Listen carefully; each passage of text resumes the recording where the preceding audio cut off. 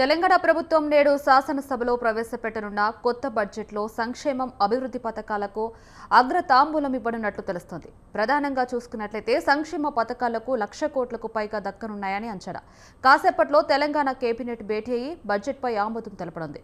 ఇక మూడోసారి assembly budget ప్రవేశపెడుతున్న కాంగ్రెస్ సర్కార్ మూసీ పునరుజ్జీవన, metro second phase, young India sports skill యూనివర్సిటీలకు బడ్జెట్లో ప్రాధాన్యమిచ్చే ఛాన్స్ ఉంది.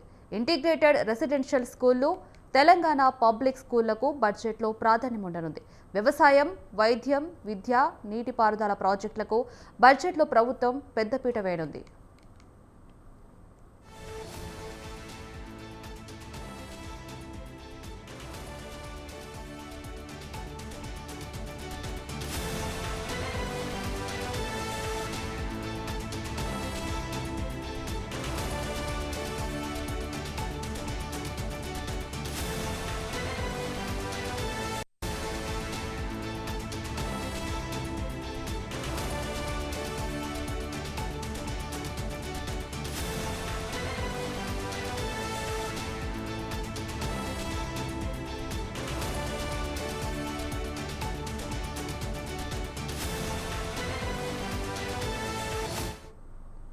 బడ్జెట్ను శాసనసభలో ఉప ముఖ్యమంత్రి బట్టి విక్రమార్క, శాసన మండలిలో ఉత్తమ్ కుమార్ రెడ్డి ప్రవేశపెట్టనున్నారు.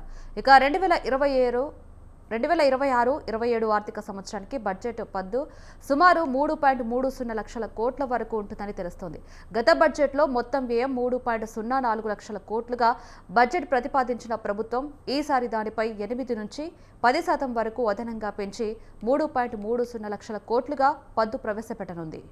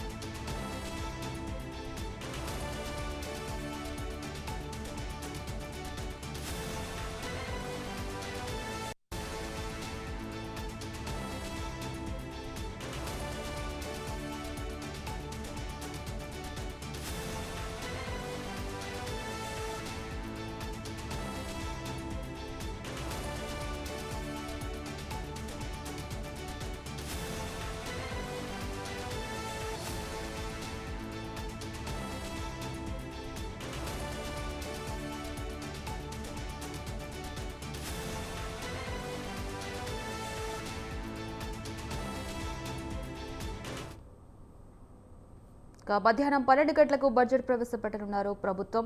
ఇక ఇదే అంశానికి సంబంధించి మరిన్ని అప్డేట్స్ బ్యూరో చీఫ్ రాణా అందిస్తారు. రాణా, ఇవాళ మధ్యాహ్నం 12 గంటలకి శాసనసభకు సంబంధించినటువంటి అంశంలో శాసన మండలిలో కూడా ఇవాళ బడ్జెట్ సమావేశం అనేది ప్రారంభంగా అవుతున్న నేపథ్యంలో దానికంటే ముందుగా ప్రీపోన్డ్ గా 9:30కి కేబినెట్ సమావేశం అనేది జరగబోతుంది. అయితే అసెంబ్లీ కమిటీ హాల్లో సీఎం రేవంత్ రెడ్డి అధ్యక్షతన ఈ మంత్రివర్గ భేటీ అనేది జరగబోతుంది.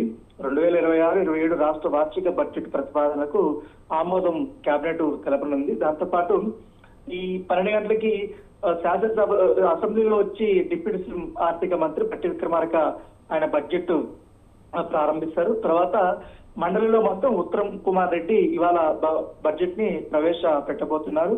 అభిజిత్ ముహూర్తంలో బడ్జెట్ ప్రవేశపెట్టినట్టుగా బట్టి విక్రమార్క ఇప్పటికే తెలియదు. దానికి ఏ టైంలో, ఏ సందర్భంలో, ఎన్ని నిమిషాలకి బడ్జెట్ సంబంధించిన ప్రసంగం ప్రారంభించాలన్న దాంట్లో కూడా ఒక నిర్దిష్టమైన సమయం కూడా వాళ్ళు పెట్టినారు.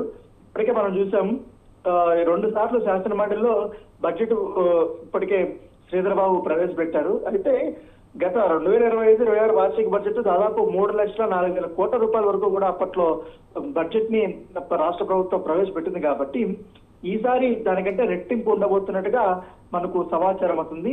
2026-27 వార్షిక బడ్జెట్ ను దాదాపు 3,36,000 కోట్ల వరకు కూడా ప్రవేశపెట్టబోతున్నట్టుగా ఒక అంచనా ఉన్నట్టుగా మనకు సమాచారం అవుతుంది. అయితే ఈసారి మాత్రం విద్య మీద కానీ, వైద్యం మీద, సంక్షేమం, ఇరిగేషన్ కు పెద్దపీట వేసే అవకాశాలుగా తెలుస్తుంది.